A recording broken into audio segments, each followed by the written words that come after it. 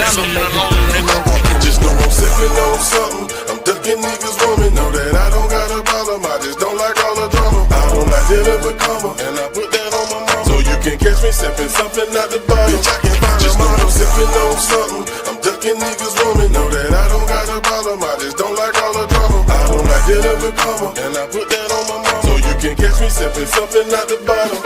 Too many bitches to be fucking with another nigga bitch. That's that gutter nigga shit. To try to cut a nigga bitch. These niggas bustin' by these bitches, they might touch a nigga quick. See, I'm not fussin' by the bitch, but she gon' fuss about this bitch. Ain't that a bitch? Bitch, I'm a no-G, nothing about me counterfeit. If you don't trust her, why the fuck you keepin' niggas round the bitch? I wonder where you found a bitch. Probably with a bunch of tricks. On the corner catching licks with the chick. She tryna make that money quick. It be easy, cause I don't want the chick. Too many bitches on my dick to chase another nigga bitch. Bitch, I only chase my liquor. You niggas know my bitch is thick. So if you love her, then you better come and get her. What's the nigga?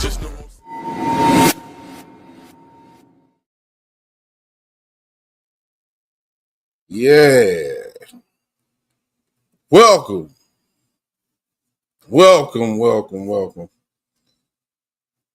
This is Community Crime, Chloe, Boss, and we come to talk to y'all about this case that shout out to one of my subs who sent this to me, Tamika. She wanted me to cover this one, so I'm covering it. And this is the case of David, the singer, and the young lady Celeste Hernandez, who was found in his trunk. Let's take a look at this, and we're gonna bring up Chloe.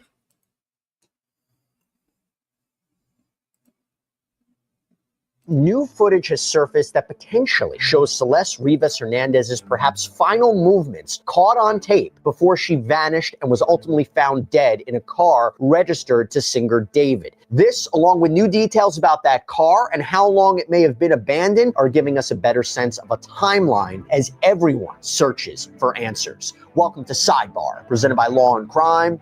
I'm Jesse Weber.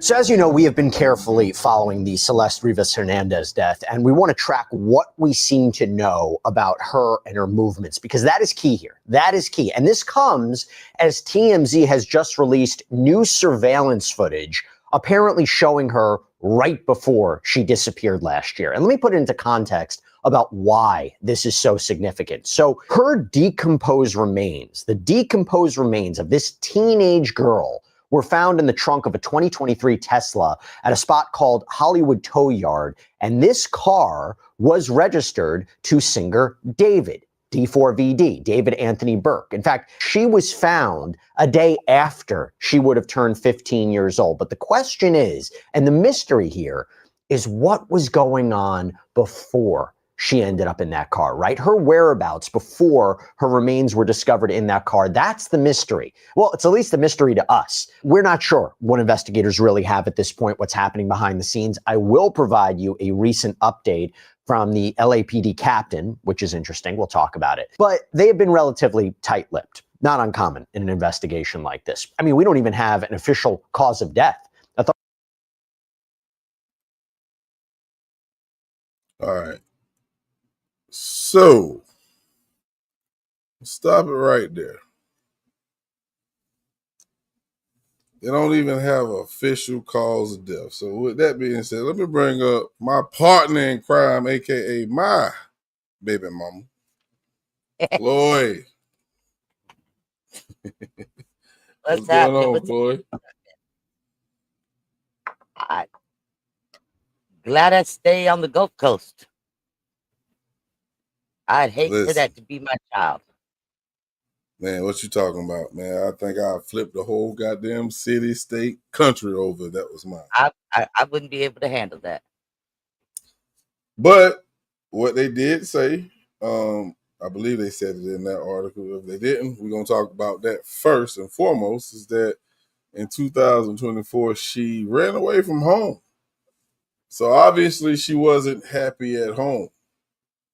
With that being said, and of course we know the results was she was found in David, the singer's trunk in his Tesla what runs across your mind first and foremost if you was a detective investigating this?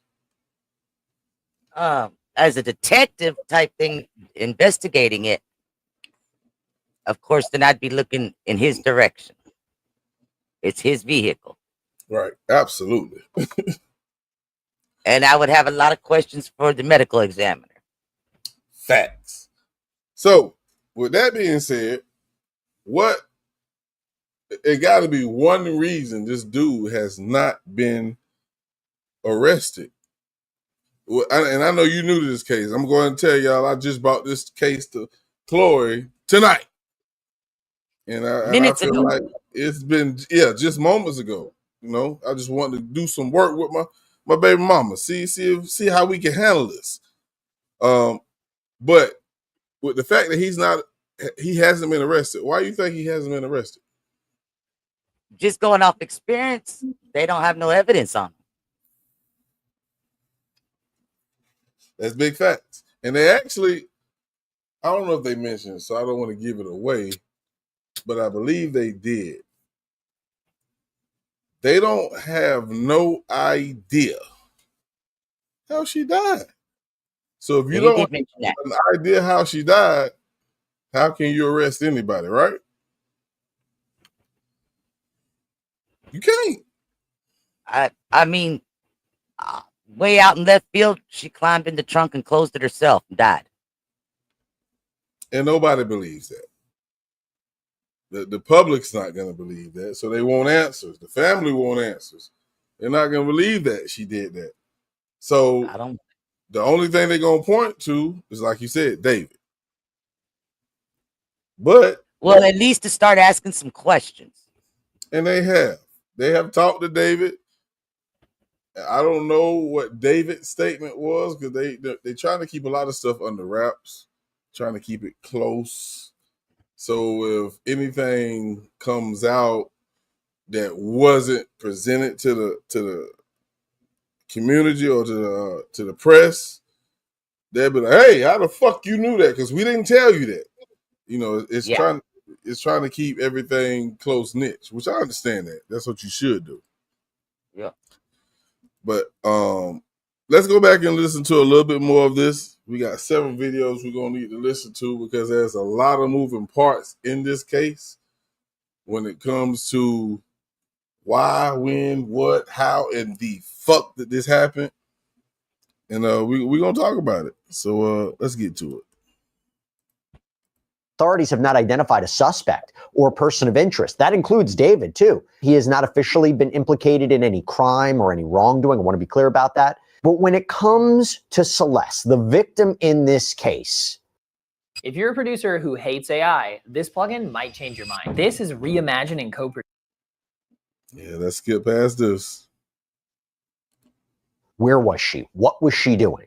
Well, it has been reported that Celeste had run away from home on prior occasions. Law enforcement sources reportedly told TMZ that it was due to a, quote, troubled home. Like there had been this reporting that she ran away in January of 2024, was taken back home after being found or located in Hollywood. However, speaking of TMZ, we got to talk about what they reported. So they got their hands on surveillance footage. It's video from a liquor store in Lake Elsinore, California. That's about 76 miles away from Hollywood, where Celeste's body was found. Now, this is footage reportedly from March 19th, 2024. So possibly the second time that she allegedly ran away. And her sister apparently went to this liquor store. It's called the Lago Spirits, which was reportedly near the family home, to try to see if they have surveillance tape capturing Celeste's movements, see where she went. In this video from TMZ, it appears to show a person wearing a black hoodie and white or light colored pants, a person believed to have been identified by the family as Celeste. And in the video, assuming it is her, you can see Celeste walking quite quickly down the street, then appear to jog or sprint a bit as she rounds the corner. And all right. So with this, Joy, when they find out that your child is a runaway and she has a history of running away from home, Do you think they take the case serious enough to, I guess, to immediately react like they should if there's a missing kid? Only if the parent can present a mental issue, physical issue, as to something life threatening or whatever, or a mental issue that's it's not her fault. She's not in her right mind, and that's why she runs away. Then they'll take it serious. But Otherwise, she's a go ahead. 14-year-old that just wants to leave home because mama didn't let her go out with somebody. Right. Bingo. So if the family say, mother, father, brother, sister, whoever they interview, say, nah, she ain't got no mental issues. And none of that. But she just don't like being home. They're not going to take the word of the parents because sometimes they think the parents are the problem, especially if she's running away to get away from them. You feel me? So it's like that would be my next thing would be, as an investigator, is why has she left home so many times? Right. Is it because you got rules and she don't like it? Right. Or is it because, let's go check CPS, has she had cases on her where she showed up at school with bruising and all kinds of, is she getting mishandled at home? That type of thing. I would think at this point in the timeline, that's been investigated. And you haven't heard anything about that coming out to the public. So I guess we could say that that's probably off the table. So then it would lean more towards she don't like the rules at home. That she's got a curfew or that type of thing. Yeah, that's what it sounds like. It definitely sounds like she don't like dealing with authority. Let me look into the chat real quick before we continue. What up, D-Love? Reflections with Kim. Salute. Appreciate you for sliding through. We are simulcasting off of my page, Chloe's page, and the community crime page. What's going on, Tanil Bowens? Thank you for sliding through. This is an open panel live. So if you do want to come up, if you have any information or if you have any questions, anything you want to discuss that can help this case, yeah, we're going to drop the link in just a few. But right now we're just trying to get to the basics of the case so we can figure out what's really going on. Because I think at the end of the day, we're dealing with a runaway, but then we're also dealing with a young lady who's dealing with a guy who is way too old for her. But let's continue. Yes. So we're going to listen to a little more of this and we're going to pick back up. She eventually disappears from view.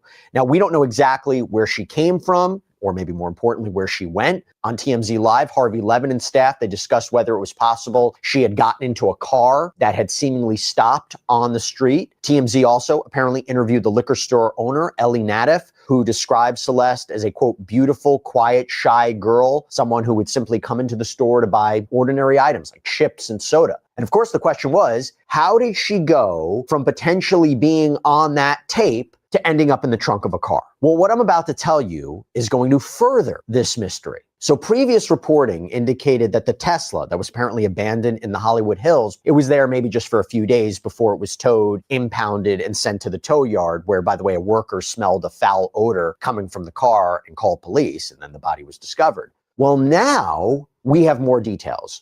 Neighbors reportedly told NBC Los Angeles that that car had been there for about a month. And as per reporting from LA Times, that Tesla, again, registered to David, was ticketed 11 days before Celeste was found inside. So it was parked on Bluebird Avenue. A resident apparently complained that it was parked there for so long. On August 27th, a parking enforcement officer marked the car. Then on September 3rd, the officer issued a citation for violating a 72-hour parking ordinance. August 5th, it was towed. September 8th is when the body is found. This is again reporting by the Los Angeles Times. So if we're thinking of Celeste's time of death, her cause of death, how long she may have been in that car for, particularly if we discuss decomposition, the timeline has now shifted. Now, you might think by watching Sidebar that you've, seen. So with all that information that you heard, the timeline can get fuzzy. It definitely can get fuzzy on when she was actually placed in that car, because when they actually noticed the car, it was ticketed, and one person complained about the car being sitting there for so long, and also about a smell that's coming from the car. And we know when there's a smell coming from the car, that means decomposition. What's your thoughts, Corey? Okay, they said about a month the vehicle had been sitting there. Right. What I didn't hear is, did he ever report it stolen? 'Cause that's a long time to be without your vehicle. Facts, and there's more videos that what you brought up came out a little later, because this is your car. You are a famous singer, which I never heard of him to this case. We all famous. And, and you mean to tell me your car been sitting in the same place for over a month?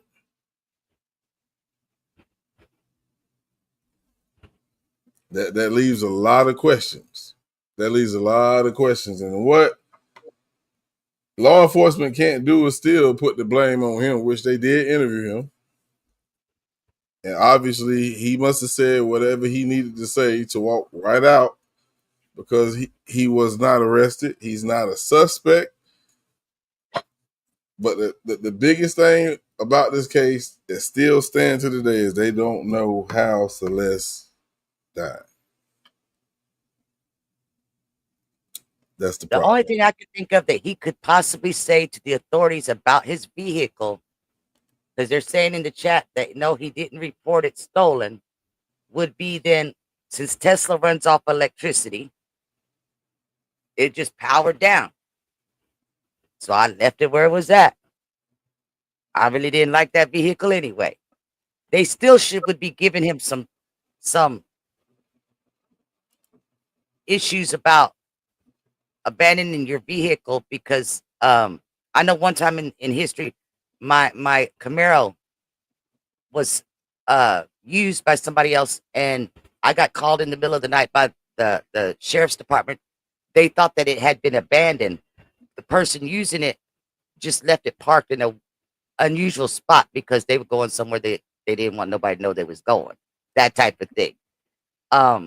But they did. They were like, did you abandon your vehicle? Like if it was against the law or something for me to abandon my vehicle, which I didn't, But at the same time, if they're concentrating more on the deceased girl, they may not be putting so much emphasis on that part. I don't know.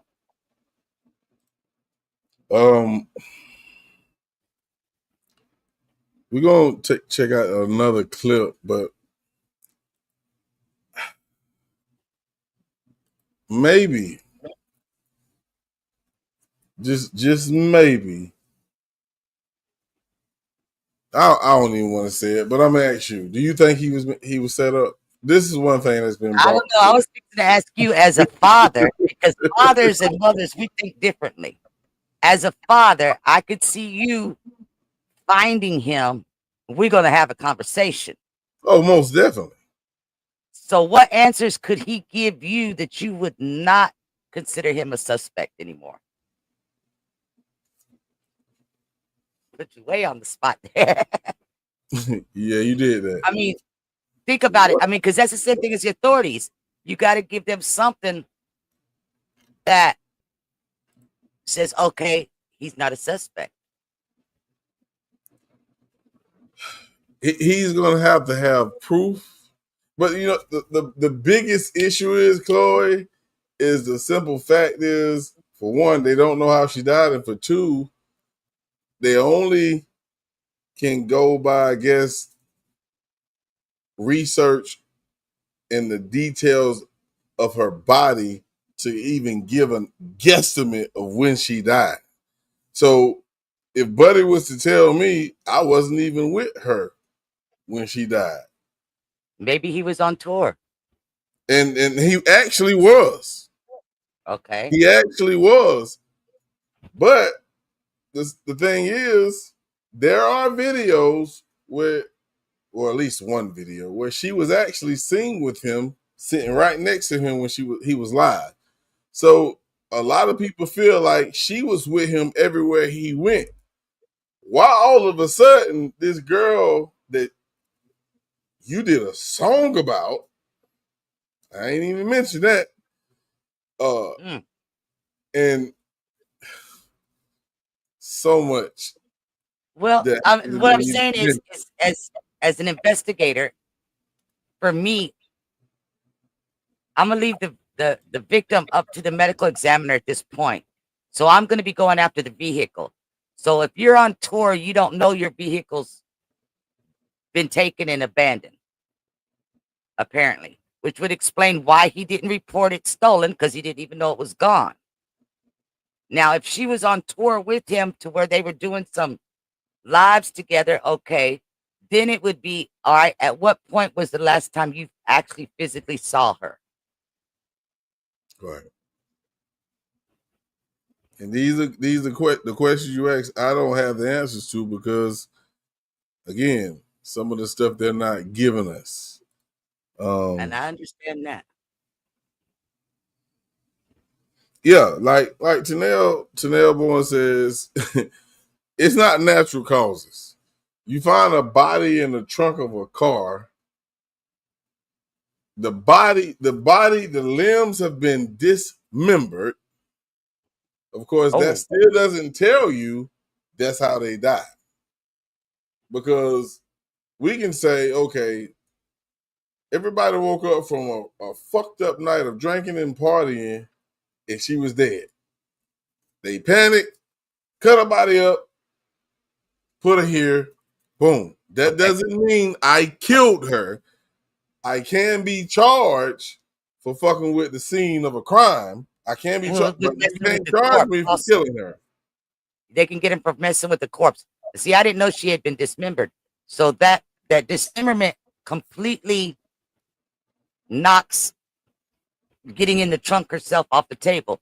Because in my mind right now, while you were talking, I was thinking also, okay, I don't know what part of town this is. I don't know what gangs are around there. Was somebody trying to get her and she noticed the trunk open and so she's hiding and accidentally locks herself in there? You know, that type of thing. But if she's dismembered, then no, I don't think she was cutting off her arms and legs just to get out the trunk. Right. Yeah, and that's something that just came to my memory as I talk about this case, because there's so much. Because I came into this case late, and there's so much that keeps coming out every day, and the dismemberment definitely lets us know somebody killed her. It really doesn't. Think about it. These are kids.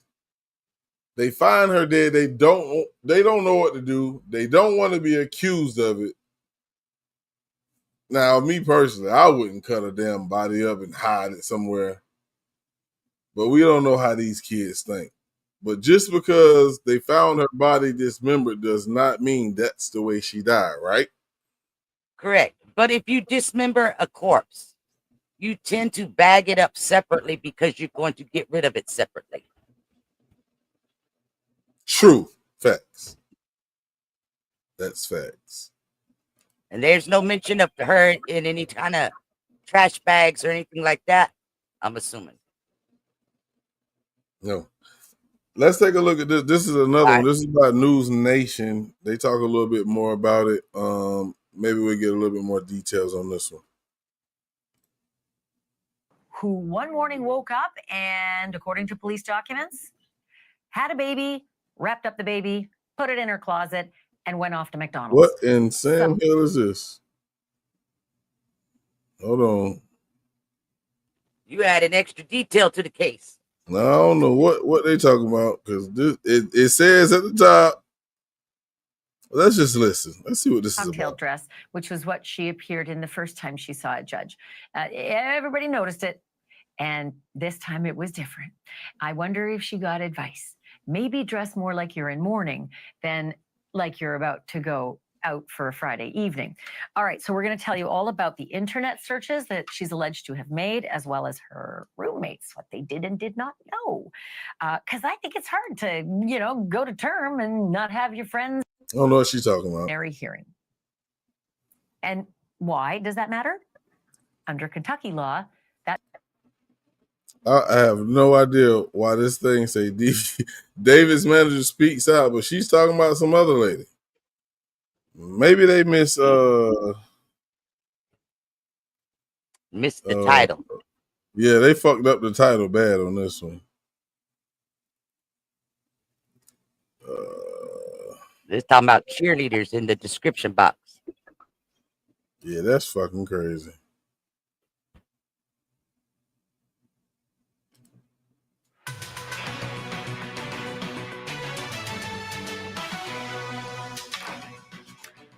Hey, everybody, welcome to Wednesday. Okay, you better pour a drink because this show is jam-packed. We have so much new news to report to you 10 times in a year. A little over, actually. Almost a dozen times, actually, in a year. So we're going to talk to one of the neighbors. It was the neighbor who recorded that ring cam where Celeste was yelling in the backyard with them. Okay. Also, we have something we can debunk tonight. A lot of you on social media were saying that you think that maybe the parents have gone underground and don't want to talk to the police about their daughter Celeste because they may be undocumented.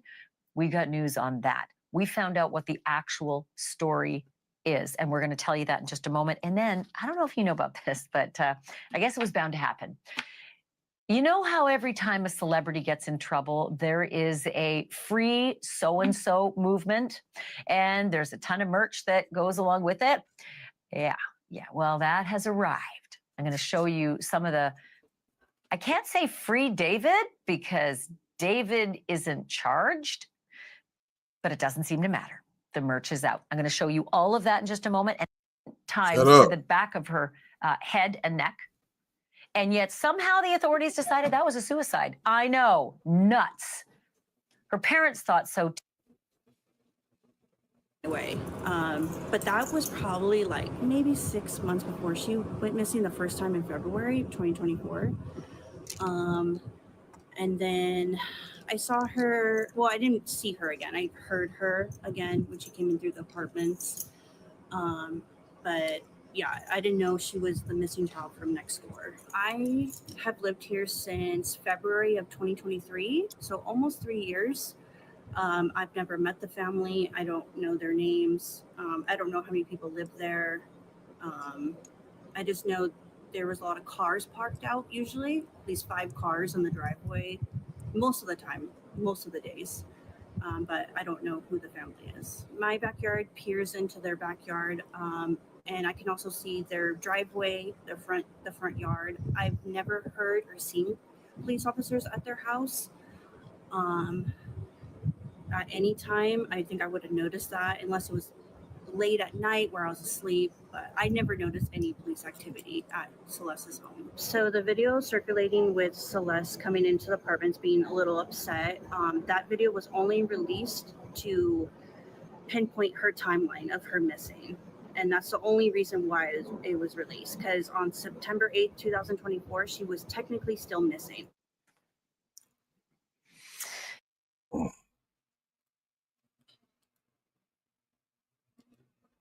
So, yeah, September 8th, 2024, she was missing for a while during that time. I think that was maybe a day or two before or after her birthday.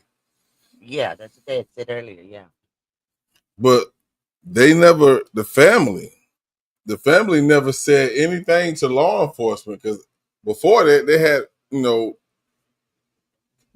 claim she was missing. But I saw somewhere on there it said The police were out there 11 times in 14 months or something. Yeah, but still at this time, what they said was September. They Yeah. marked her missing back in what, March of 2024, Mm. and seen at her parents' house on video or CCTV in September. So the neighbors like, hey, that's the girl that's been missing. So they Yeah. assumed that, okay, maybe she's not missing anymore. So they didn't say anything. The next day, after the argument with Celeste and the neighbors, I think it was the father who went over there and apologized for the disagreement that they had. And the father was like, it's okay, no problem. So when you respond like that, that let him know that you knew your daughter was back at home, right? You would think, yeah. Why wasn't law enforcement informed at that time? As far as to say it, she came back home. Right. I can say that in cases that I've covered, that's one of the things that seems to be neglected by parents. As far as letting the cops know the kid came back home. It's just probably due to negligence, as far as, especially if you have a child that's leaving numerous amounts of times in the past, because you have to convince the authorities, I need you to go after her, blah, blah, blah. And they're going to be like, look, she's going to bring her home. She's going to take off again. So you have to convince these people to go look for your child. And then your child just shows back up. It's easier. It's embarrassing to go back and say, okay, my kid just came back. And like I said, I don't know how many times this has gone back and forth, but, and you don't, and a lot of times you catch scrutiny from the authorities. What kind of parent are you that you can't keep your child at home properly? There's a lot of different scenarios that could play into it. But at the But I same have time, on you other begged. cases, Go ahead. I'm sorry. on Go other ahead. cases I've seen where they tend to forget or just not call the cops and say my kid came home. But I mean, but if you still going hard for your child, begging them to, look for, you should have that same energy if you finally find her. There should be some type of relief inside of you where, Yes. I'm gonna contact them, let them know, call off the dog, stop the search. My daughter is home. If Thank there's you a for big everything search you did. going on. If Equinox, out there is out there looking for him, yes. But think about it. A lot of these cops really ain't out there searching for these kids. These parents are having to call the cops every day. Is anybody still looking for my child? So, and then when the child does come home, more than likely you got about 2.5 minutes of a honeymoon, and then all of a sudden it's back to normal. The fussing and the fighting, slamming doors. So you're dealing with that. Do I chastise them, or do I just let them slide because I don't want them to take off again? The parent themselves has a lot of mental going on when a child does come back home. And then I don't know, is there any other siblings? Excuse me. Any other siblings in the home that's got to be dealt with as well? I get what you're saying. Over. This is a Celeste. I look at it as you are someone who's depending on law enforcement to help you find your child. Regardless if they were the ones who helped you find your child or not, if your child come home, it should be something inside you that you just feel so happy that you want to tell the fucking world, my child is home. And what better fucking person to tell is law enforcement, because that's who you are depending on. I've I only get had it. to You don't want to be once. embarrassed. I get that. But still, come on, man. I've only had to do it once. While the sheriff's deputy is standing on the porch, and this was about my second child, yes. While he's standing on the porch, the house phone rings. I go in there and answer it. It's my child. Mom, why do you got cops at the house? They're listening to it on the scanner a block away that we had called the cops about child missing and some other stuff that was missing from the house as well. Then I got to walk back out on the porch and tell the sheriff, she's fine. She's down the block. The sheriff, now he was cool. The deputy sheriff was cool because he said, because we explained the whole situation. She was on juvenile probation and stuff at the time. He said, bust her ass and take a chance on 12 of my peers. Reality is, things don't always work out that way, and it's not that easy. But he was understanding, and we were grateful that he was understanding. Now, I'm not saying that the parents just never tell the authorities. It's just not a priority at the, in the first 24 to 48 hours. They're probably not thinking about it. Especially if the kid's acting a fool, like they might take off again. Well, I mean, it's a part of the job. These type of things that happen where maybe they just ran away is something that law enforcement knows to happen. And you know what? That's exactly why they created that 24 to 48 hour goddamn law where we're not going to look for them until 48 hours, which I think is a bunch of bullshit. But Well, I understand why they do that. They changed it. Let me put it like this. You can file the missing persons report at any time. Right.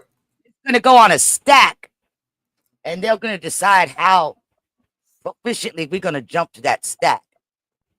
And if it's somebody that's been missing 11 times in the last 14 months, they're not going to jump. Exactly. Bingo. Great point. Let's take a look at this. Body double rocks the investigation. I'm Nancy Grace. This is Crime Stories. I want to thank you for being with us.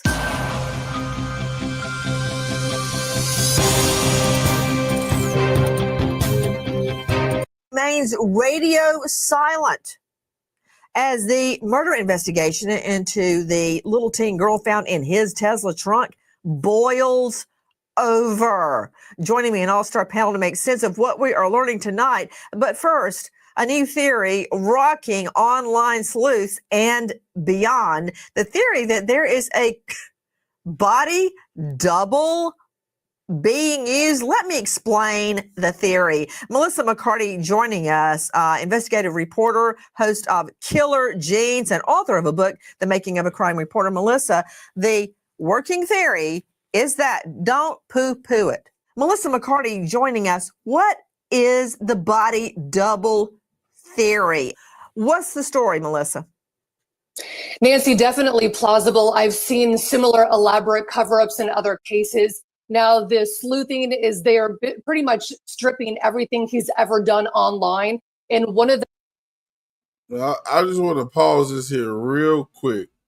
Let's just go to the fact that we just seen pictures with her and him. David's a grown man. We got to call him that. I can't remember if he's 18, 19, 20, 21. But we know she's under 16. The fact that we know that her and him been together, is that enough for them to charge him for I guess Child possibly endangerment. Rape? Now, let me throw this out there real quick while they're talking about body doubles. Keisha Cole. The cops knew that was not her on the footage and told the parents not to tell the public and let the public believe that was really her on that footage. And they've never given us, the public, an answer as to why they allowed us to believe it and why they wanted the parents to keep that a cover up. Now you faded out a little bit when you said Keisha Cole, right? So can That's you her name, right? The post office worker. Not I'm too not long after the Kanika Jenkins case, she went missing, and the cops had her on footage going through the neighborhood, and then it turned out it wasn't really her, and it looked just like that footage what they were just showing of this girl walking down the sidewalk. My mind went to that. Oh, okay. And it was about 2 years later when the mother came back on an interview with somebody and said the police made us not tell the public that was not our child, that they were showing everybody saying that was our child. They made them say that. Yes. Weird. That's it. And it's crazy as it sounds. That is the truth. D Love says she remembers that. It really happened. We're gonna continue because that's weird as shit. The things, not only the two Celeste theory, but is he using a body double? Are there images of her surfacing online to make it seem as though she was alive and messing up the timeline? You know, these are conspiracy theories, but they are plausible at the same time. So it's something that the LAPD is going to have to continue to, investigate. But it's confusing for the mass to follow with all the new tidbits coming about from the sleuthing. Joining me now is Steve Fisher, missing persons private investigator, search and rescue specialist, and owner of Search Investigations. I need police and an ambulance immediately.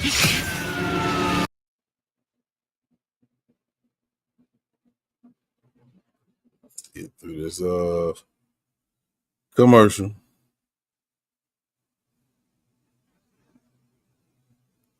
For being with us. Number one, a lot happening in the case boiling over. I wonder why D4VD, aka David Anthony Burke, has remained totally silent. He's on social. Don't worry about that. He's busy deleting negative comments. So I know he's alive and well, but he's saying nothing about the disappearance and death of this little girl, Celeste, found in his trunk. I wonder what his father, the lawyer, has to do with that, if anything, his decision to remain silent as it relates to Celeste. But this new theory, it has spreading like wildfire that there is a body double Celeste. Many of these are posted by him. Now, these are not the same girl. It's not her. But yet it's posted all over his internet social postings. She has been spotted at various functions. What do you make of it? Yeah, no, they look remarkably alike. And like you said, she has shown up at, there's been backstage concert photos of her and, you just use being tagged as Celeste. And I believe that girl's 22 years old. So whether it's deliberate or not, I can't say, but it's definitely, interesting that. Bring him up, please. Okay, so let's talk about this, Chloe. Kiera Cole. And I don't want to say this. Go look it up. This is not. I don't want to say this is what they're doing purposely, but there are so many theories that they're bringing out, or whoever is creating these theories is coming out, and the little girl is still dead. Do you feel like this is happening because the simple fact is there's no evidence that David killed her, or there's no evidence on how she died?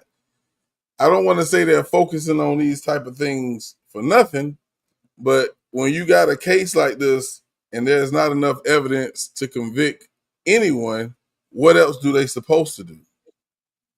I would say this. If dude is innocent,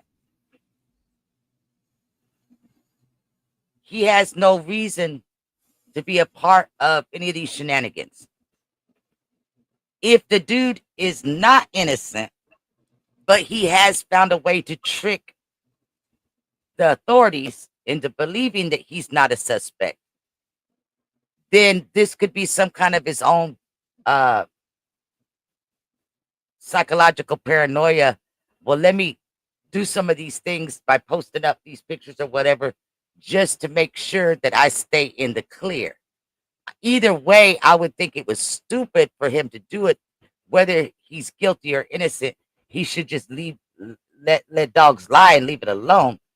But again, the Kiera Coles case, when we had the CPD telling us that that was Kiera on the footage, knowing it wasn't this pregnant postal worker that went missing, and forcing the parents to lie about it, I don't put anything past anybody nowadays. And that might be why all the armchair detectives, the sleuths, and everything that they're talking about is making these accusations, because a lot of them follow this whole circle of mysterious death stories. And I'm sure a lot of them's heard about the Kiera Coles because it's still an unsolved case. They've never even found the girl's body. You know, I believe she's down in Louisiana.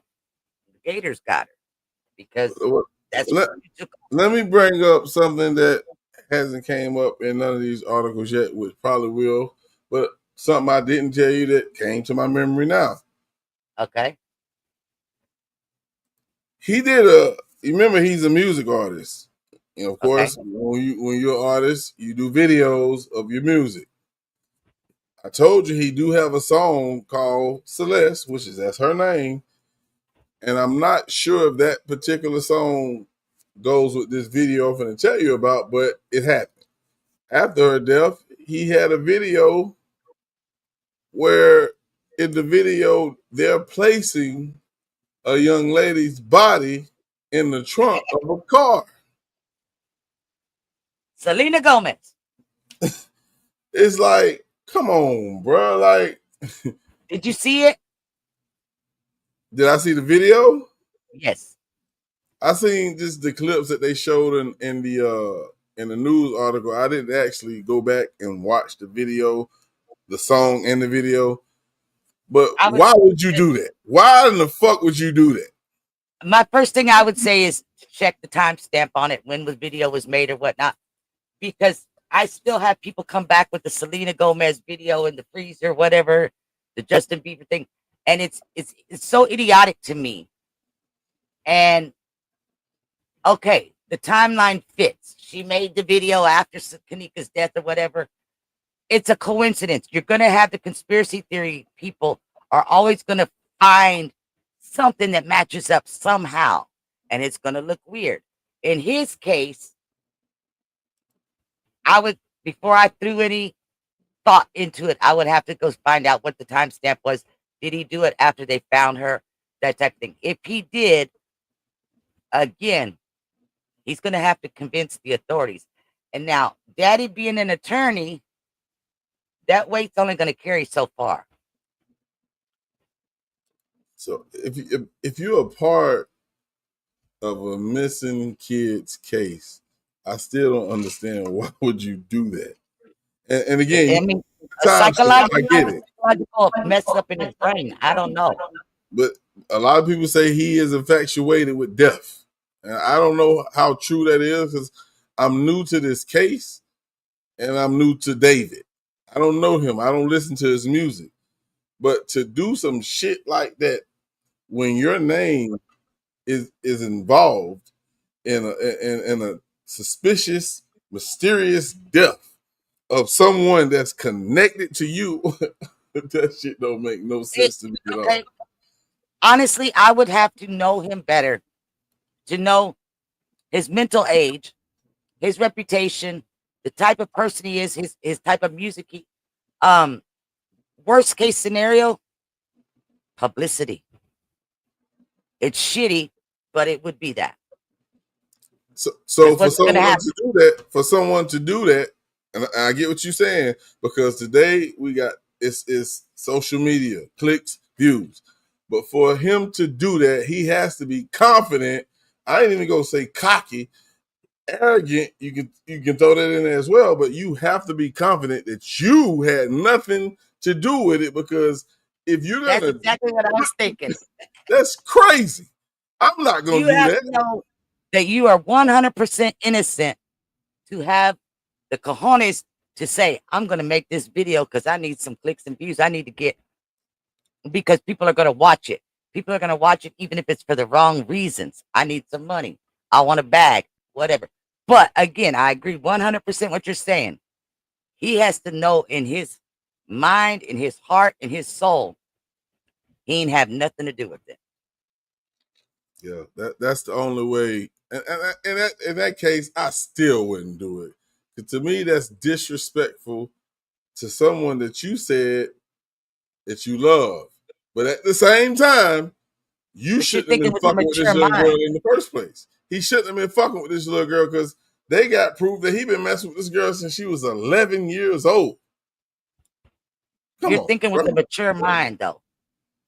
And you're not on a bunch of drugs. We don't, that's what I said. That's what I'm saying.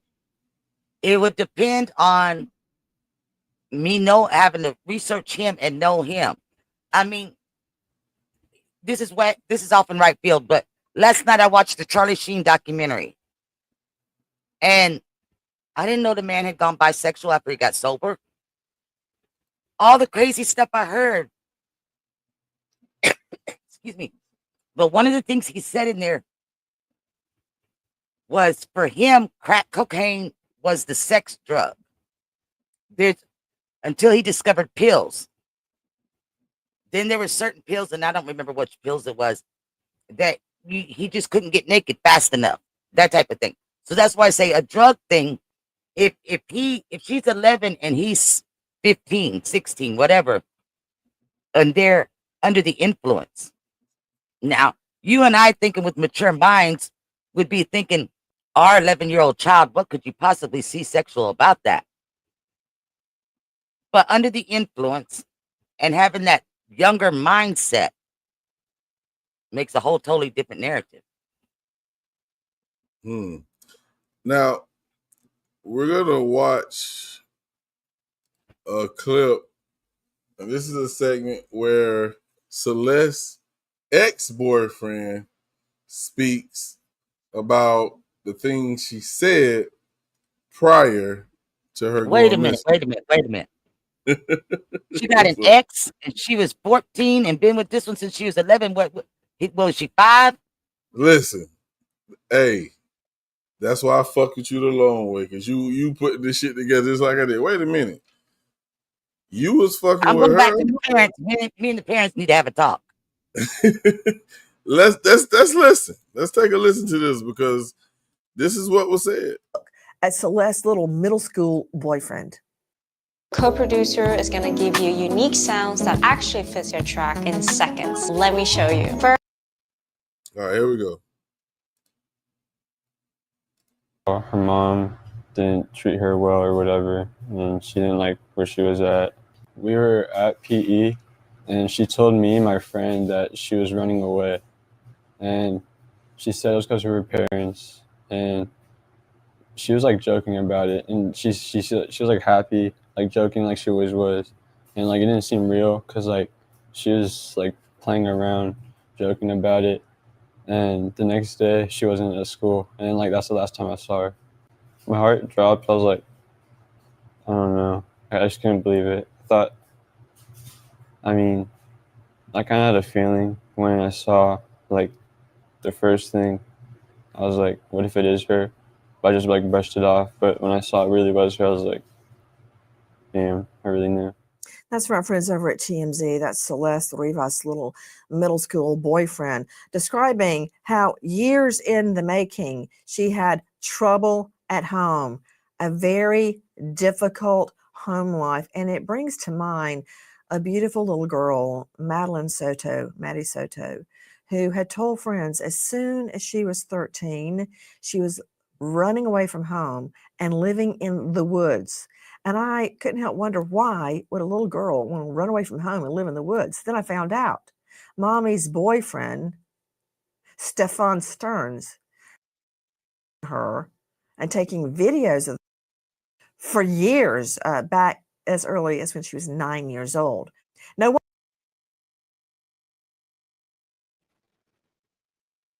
So it seems like they're gonna talk about something else.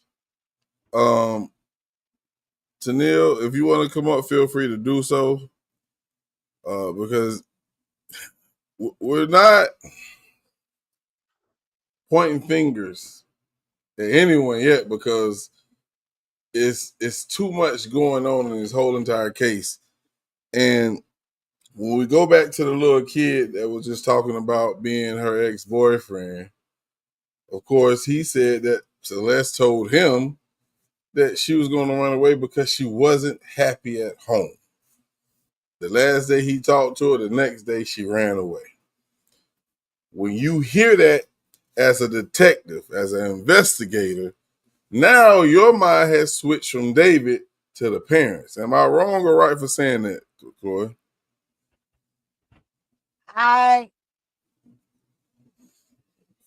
As an investigator or an authoritative figure like that, I would go investigate.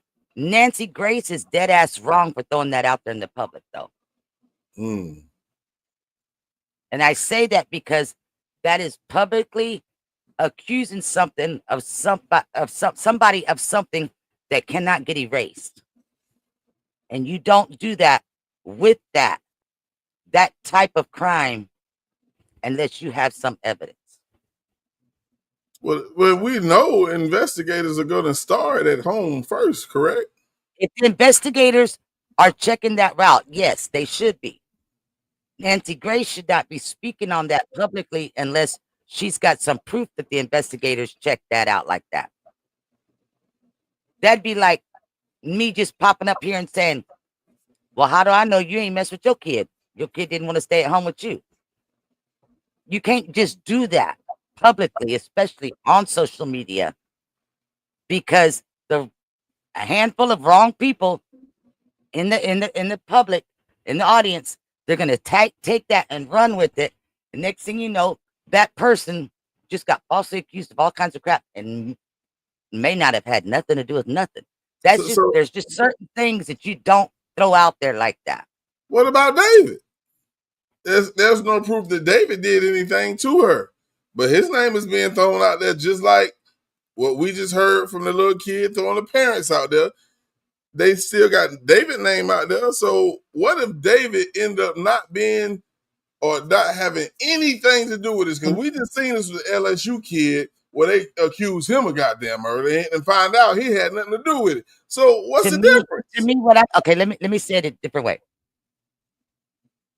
Violating a child in a sexual manner is not something that you throw out there as a what if publicly until you've got some kind of proof on that. Because that is something you can get accused of: robbery, murder, attempted murder, all the other crimes in the world.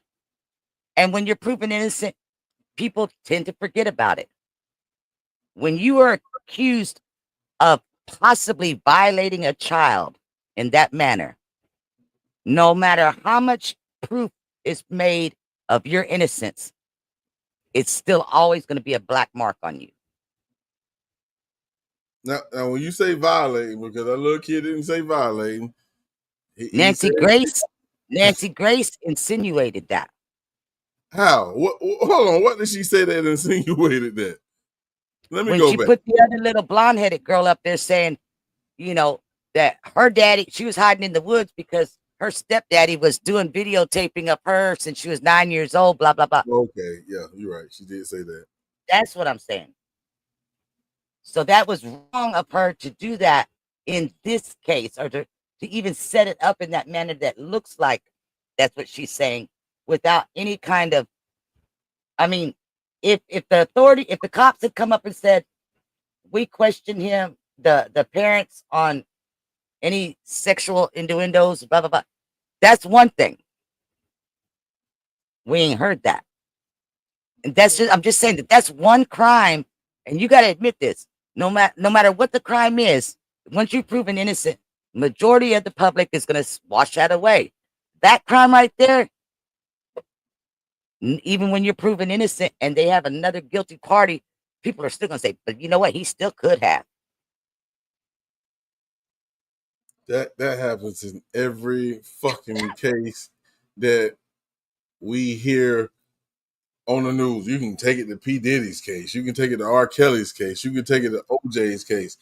Everybody's gonna say something. If you're a part of the press, I don't know if there's a limit in what you can and cannot say, but if it's brought out, it's almost like what's going on with the Tupac case.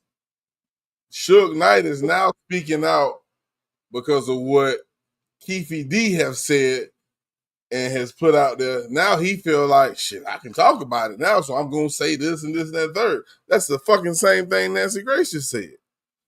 This little kid said it. I'm going to bring it to the forefront. The little kid said she wasn't happy at home. He didn't say because she was being touched in an inappropriate manner. Like I said earlier, maybe Okay, she didn't like the wrong rules. example. She used the wrong example with the other. That's what I'm saying, and that'll put a black mark on somebody. And children and adults that are victims of that crime have a hard enough time proving their innocence of what happened to them, that they did not perpetrate it themselves.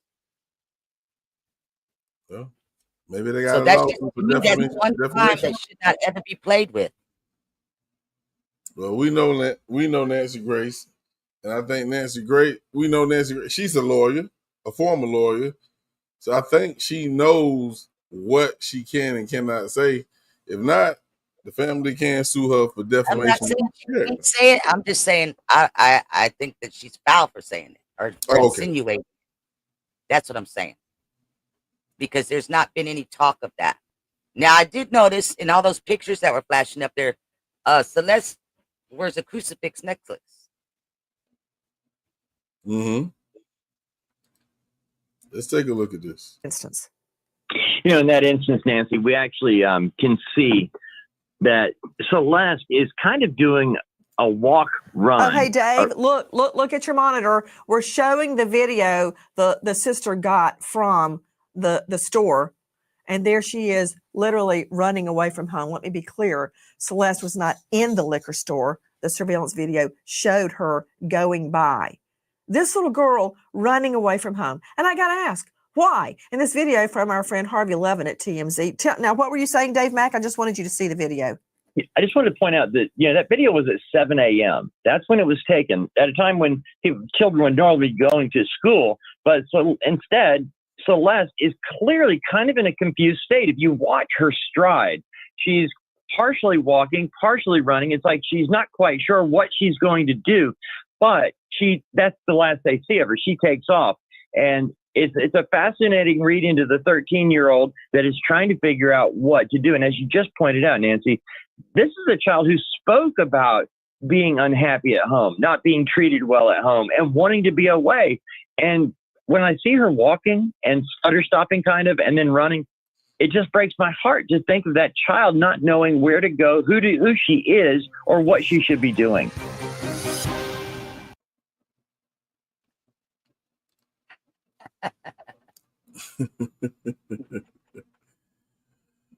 So I see a comment, and I want to go to the comments real quick. Dude sounded confused. Salute to Jules. She didn't look confused. 7 a.m., man. She's supposed to be going to school. So what? She kind of gallops along with her walking stride. That don't mean she's confused. She's 14. She's trying to hurry up and get, because if she's running away and the school buses are running, she don't want her school bus driver to see her. Let me get past the bus stop. It could be anything. Let's go back to the facts. And D-Love asked his question. She made a statement. He had no business around her. She's a youngin'. I think the fact that they don't have any evidence that he did anything to her is the reason why they still can't arrest him. That's why he's still not a suspect, because for one, we already mentioned, they don't know how she died. Even though her body was dismembered, that doesn't tell them how she died.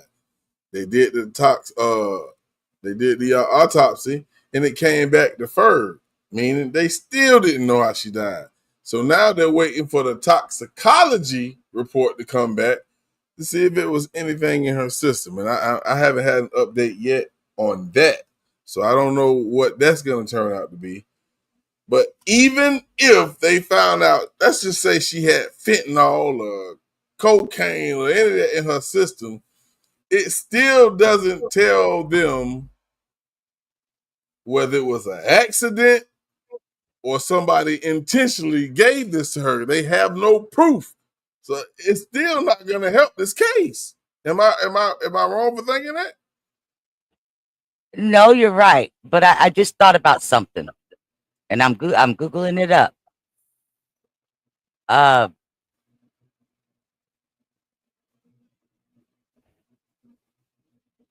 It's giving me the answer that I don't want. It's thinking I'm asking how long is it still good for, like, to use it. But don't you think that they checked her for semen? I need police and an ambulance immediately. I'm pretty sure they did. Okay. I'm pretty sure they did. And so and we've seen semen, I know, on clothes being tested decades later. Now, I was trying to find the answer because if it's still inside the body, the moistures can affect things. I don't know, because it was trying to tell me, like, if it was still good, take it out and use it and make a baby or something, and that's not the answer I was looking for. But that would be another thing as to why they're not charging him with any kind of statutory assault or anything like that, because there was no semen, which doesn't mean that he never did. It just would mean that there was none present prior to her demise. Right. From him or from anybody. We got is it Tennille? Did I say that right? Yes, sir. Tennille is correct. We got Tennille in the building. How you doing? I'm well. How are you? Good. So what's your thoughts? What's on your mind? She said she's been following the case since it started, so she might have Yeah. some answers. So it's a lot that I could kind of maybe fill in the blanks for you, possibly. I don't know, because this case is kind of confusing. I literally had to break out a notebook and take notes to be able to try to get the timeline down because it's kind of crazy. But there's a lot I can say about the case, put it that way. So I don't want to just come in and do a soliloquy and stand on my soapbox here. So y'all go ahead and let's just keep the conversation rolling. And if I need to interject something, I will. So I'm gonna ask you this off the rip, and of course, we all see the same evidence that's being presented to us. Let me just ask you this: do you think David had anything to do with her death?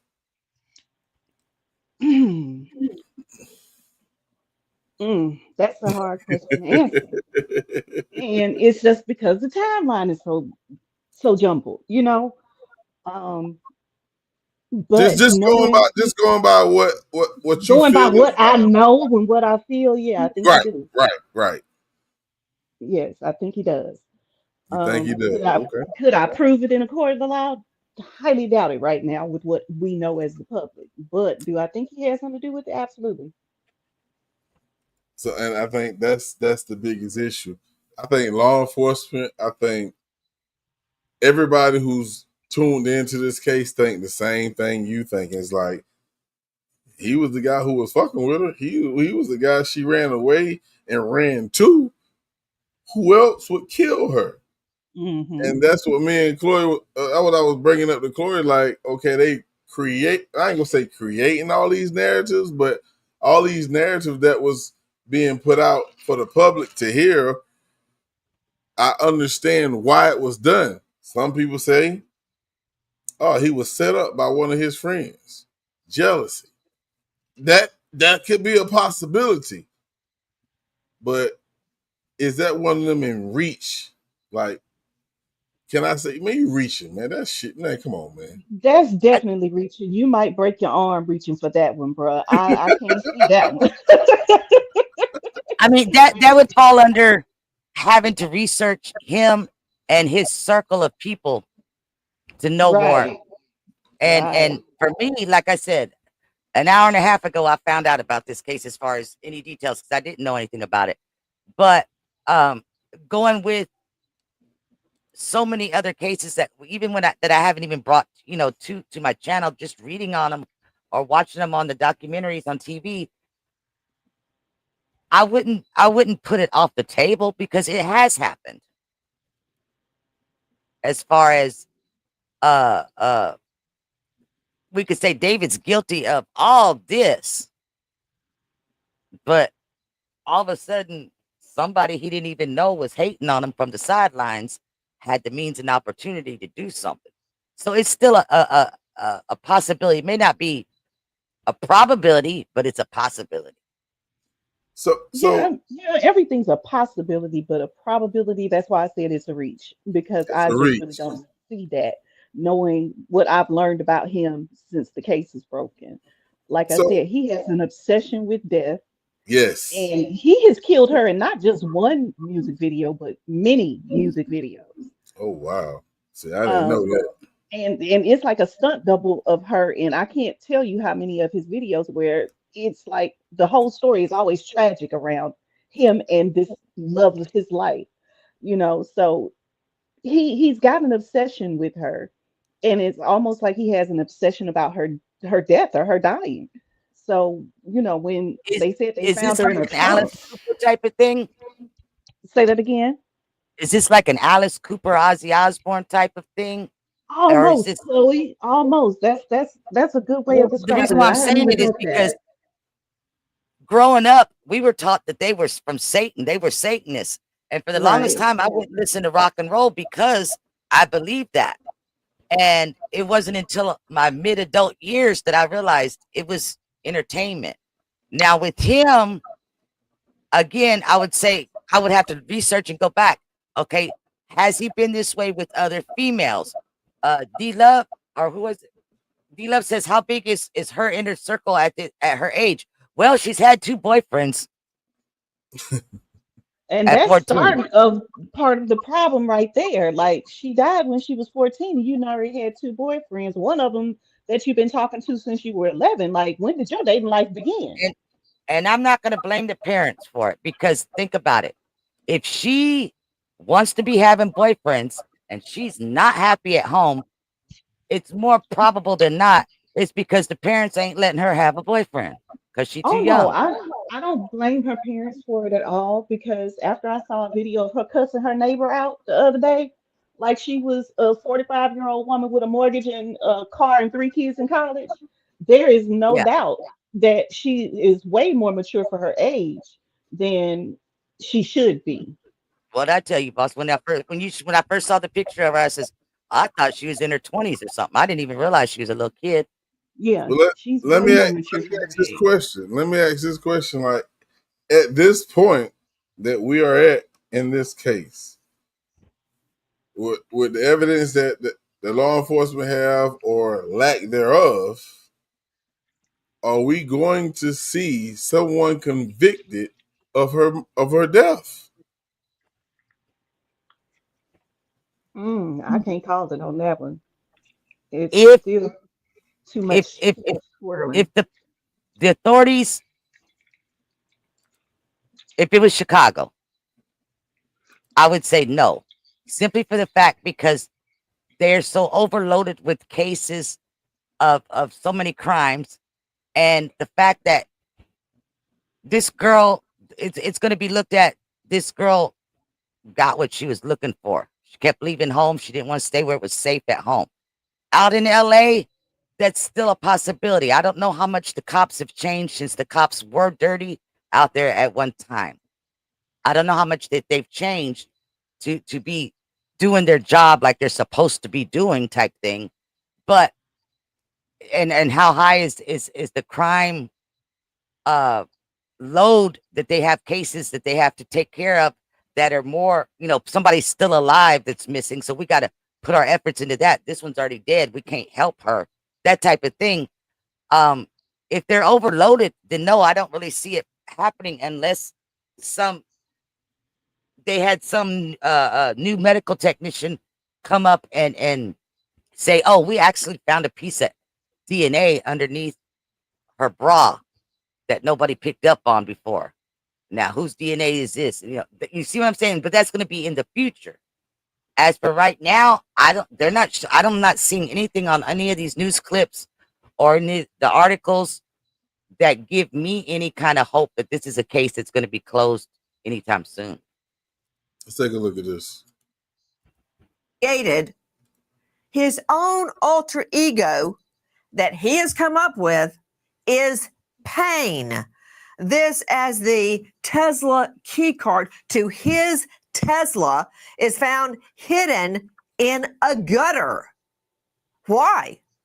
Who hides their car keys or their key card in a gutter and leaves it in that trunk of that Tesla? A little girl, Celeste, just 13 years old when she goes missing, body in his trunk. Tonight, no arrest.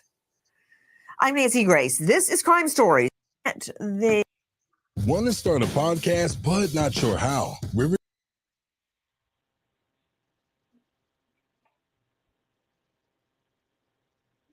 Card be loaned out? Like if you want someone to borrow your car, you could let them use the key card? Yes, you can. You can, and because it doesn't have a name on it attached to it, it just runs the car when you need it to. So you can give it to a valet if you wanted to, or you could give it to your son if he's not, already set up to use the car with his phone. You can give that to anybody to use that to drive that car. I'm going to circle back to you in a moment, Scott Eicher, because I want to find out everything I can about the Tesla nav system and all of the cameras. Teslas give you a 360-degree view. This is what I wanted to talk about here.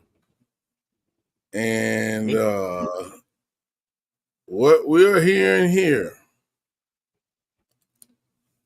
is that Tesla has cameras all around the goddamn car. And what was said, that it actually captured someone.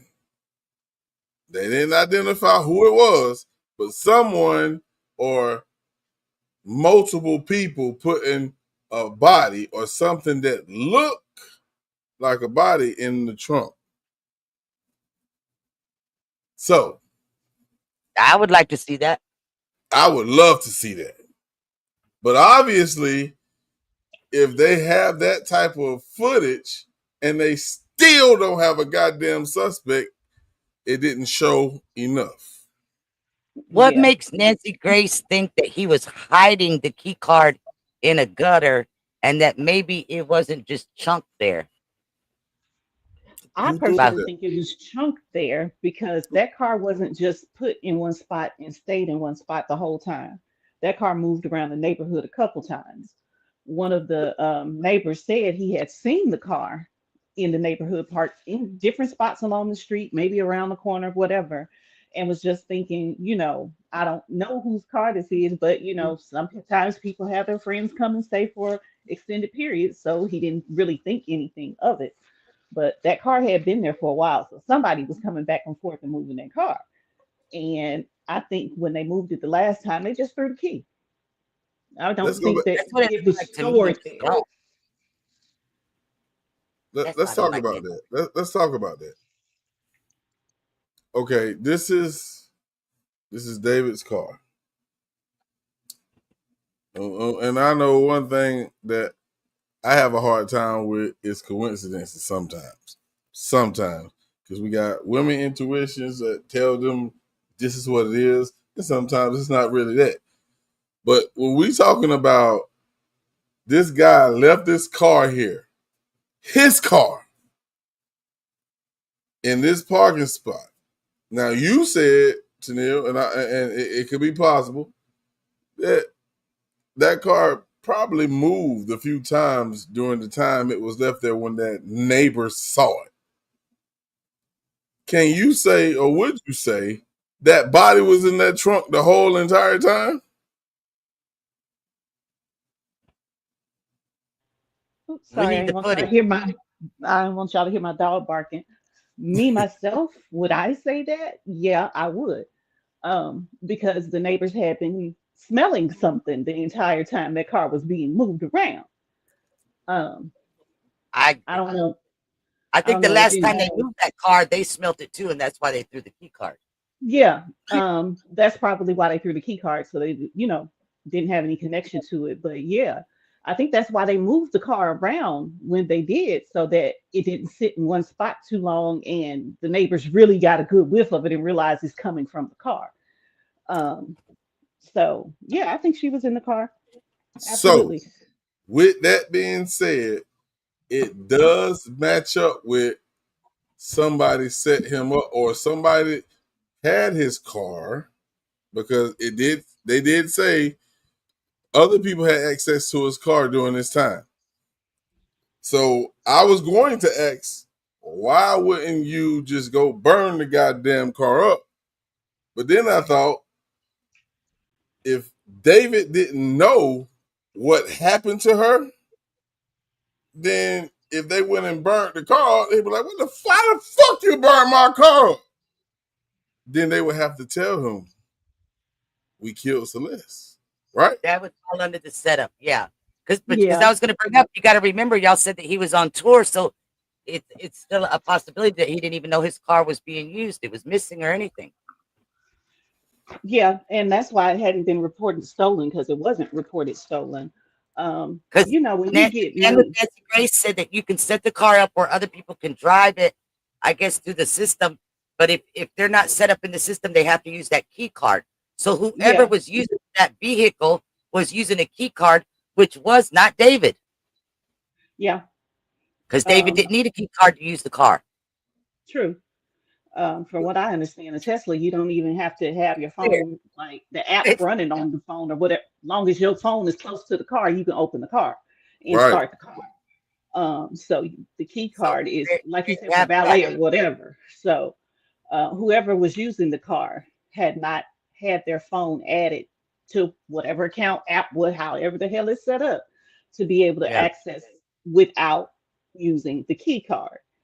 So So to the me, question, go that ahead, go ahead. clears that almost I'd say it clears him 90%. So if what we're saying and what we're putting together right now holds weight and could be true, why in the fuck have David not come out and said anything like, "Hey, I wasn't driving it. My partner was driving it. Fuck that If snitch shit. If I'm being looked at as a suspect, I'm going to clear my name. If Nope, and not if me. he I was ain't in love saying with her, shit. I'm not saying shit. Talk to my What lawyer. what did you Learned say that a long earlier? time ago. What did you say earlier?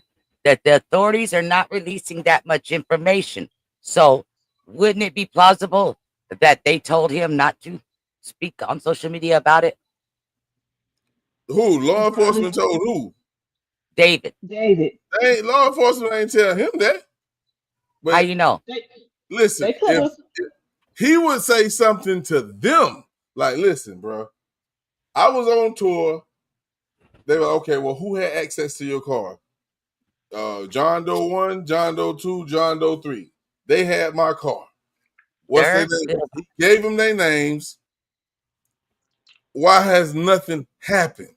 But that's what I'm saying is he cleared his name with the cops.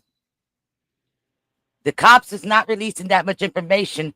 So I can understand the cops telling him not to speak on it on social media because he could accidentally give away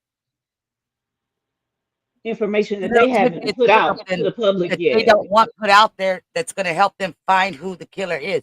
Because let's say a lot of music artists, especially young ones, they tend to rent a condo or something. They let all their homies come and go. They all got keys. You know, you're gonna have 3 or 4 of them that's got keys to it, and then they're gonna be bringing their homies over. Dude's out on tour. He's not coming home. Let's bring a bunch of bitches home. Okay, da da da da. The key card is in the basket by the mixing machine, whatever, on the counter of the bar. It's easily that anybody could have picked up that key card. But this is a chick, even though she's underage. This is a young lady that he supposedly loved. And if this information, if he gave the officers, the investigators, the information they need to know that will exclude him and will actually put his partners in the car or in the situation where they are now number one suspects, what's taking so long? Because they don't have enough to pin it on that person. They just have a probability. We got John Doe 1, 2, and 3 that had access to that key card. So before we say anything else publicly, we need to give these guys ropes to hang themselves so we can find out which one, John Doe 1, 2, or 3, actually took that key card. Because obviously there was no fingerprints on it. Now, Teslas have the cameras on it, but also where you plug up the Tesla to get the charging, those things have cameras on it too.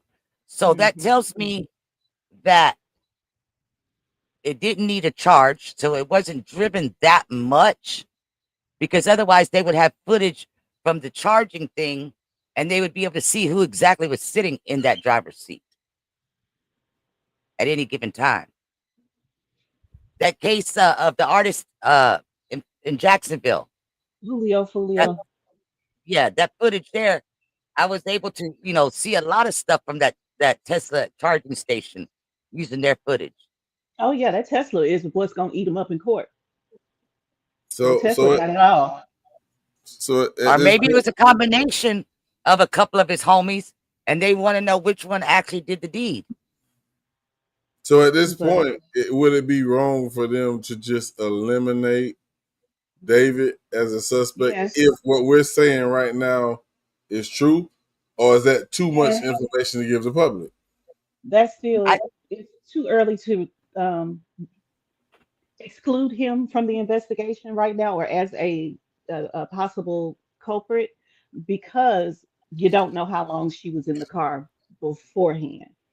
You don't know how long. When was the last time somebody actually talked to her? When was the last time she was seen on surveillance video outside of the last time she was walking away from her house? The cops know. The public don't know.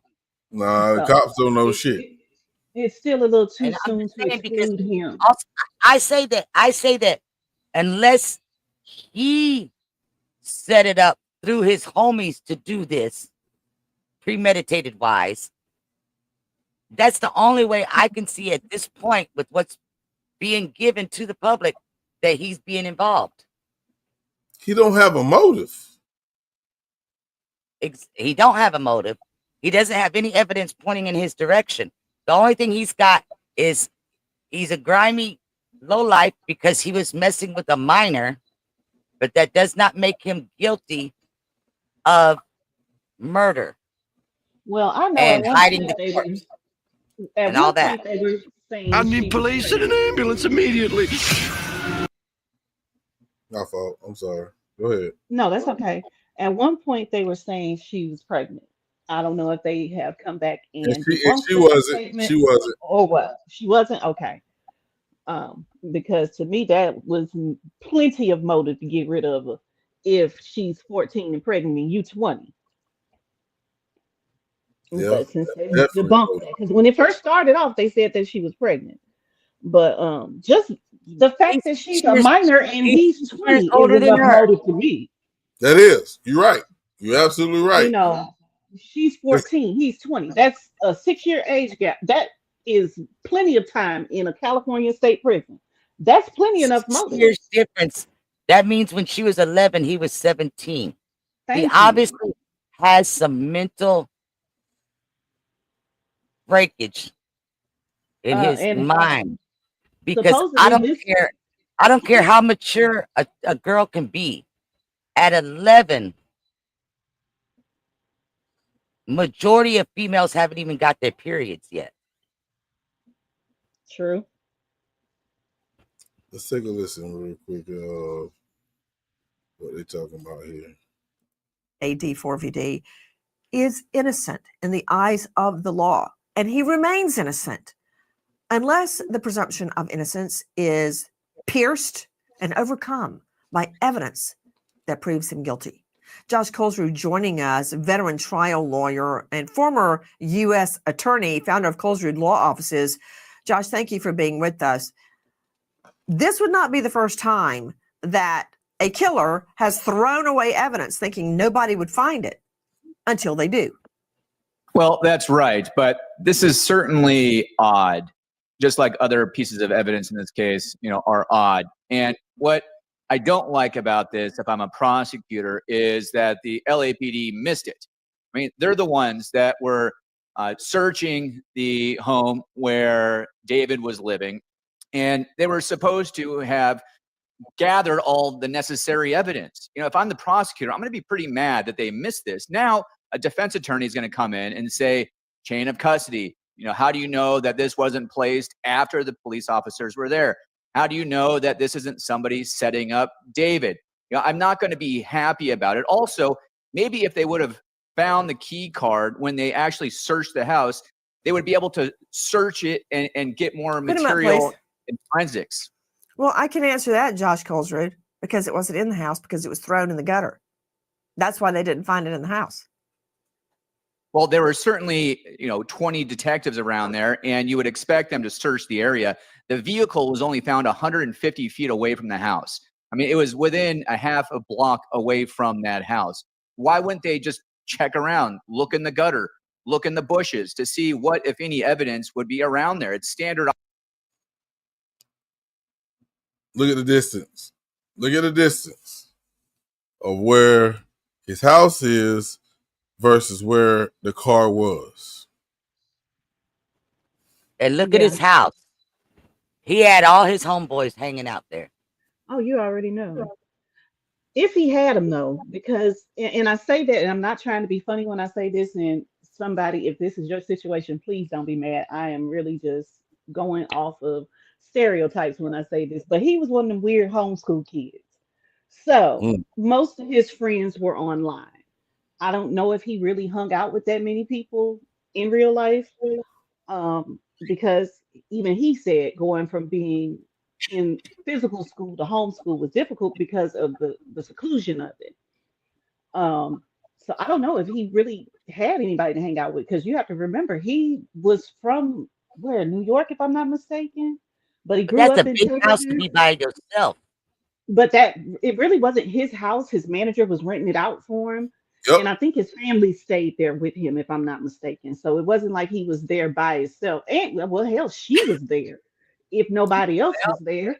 So that was their little love hut up in it the opens hills. up other possibilities. If his family's staying there, did his family get put under investigation? He was swatted. His family was swatted.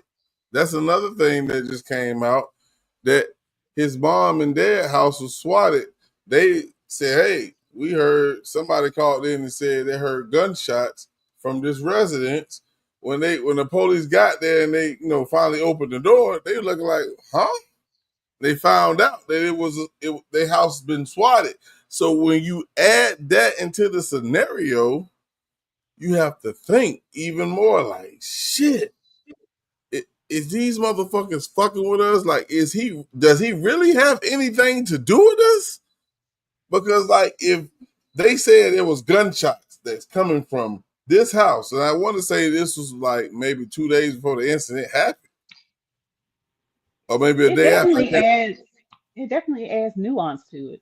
I Right. agree with that. It's confusion. And that's all that this case is a bunch of fucking confusion around a young lady losing her fucking life. I told you I had to get a notebook. Y'all must have thought I was bullshitting. If I wasn't already in the bed, I would go and get it. But I'm disabled. It take a lot to get up out the bed. But I would go and get it because it's in the damn living room. I was taking notes earlier on this shit. It's a lot. It's a lot. I could say this. Google is saying several weeks, at least a month, that she was deceased. Now,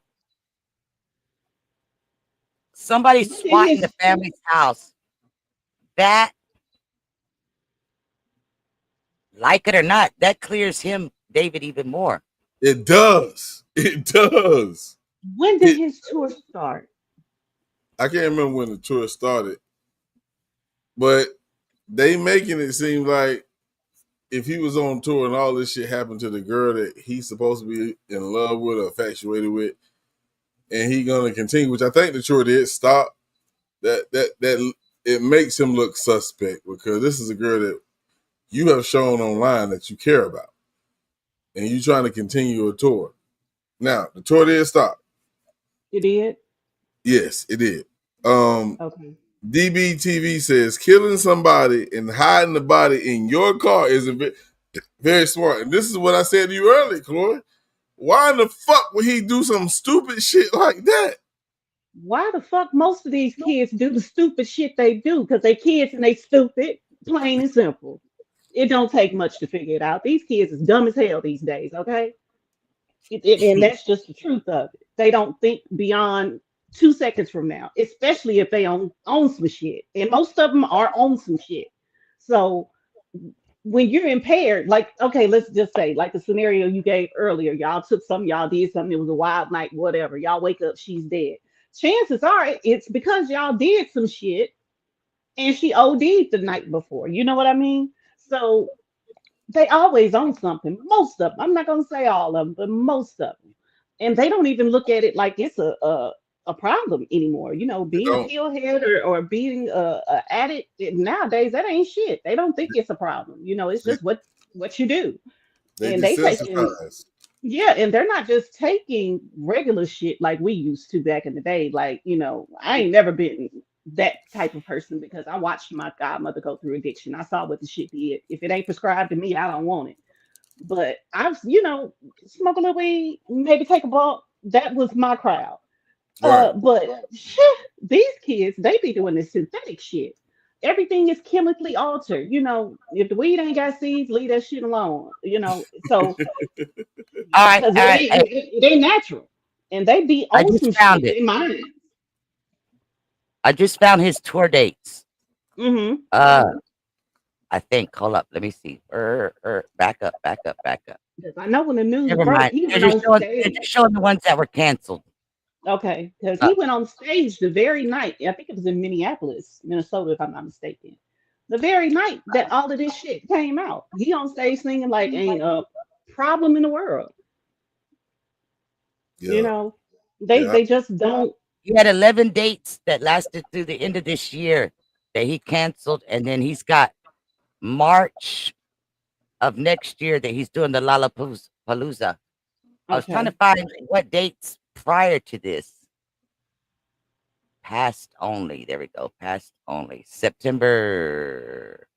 All right, here we go. I got it. I got it. I got it. August 31st was the start of his dates. I mean, August 30th, September 2nd, 3rd, 5th, 6th, 7th, 9th, 10th, 12th, 13, and 15. Those who canceled. No, those are the ones that he had did before they found her body, and he Okay. canceled Okay. them. Okay. because didn't he start here in Houston, if I'm not mistaken? Ain't Um, that where tour Canada. kicked off? Canada. It's Okay. Canada on August 30th. But, like Eddie says, there's always a but. That is only 2 weeks prior to them finding her. She was deceased longer than that. Yeah. He went from Canada to Detroit to Columbus, Indiana, Chicago, Wisconsin, We have got to the point Minneapolis, where literally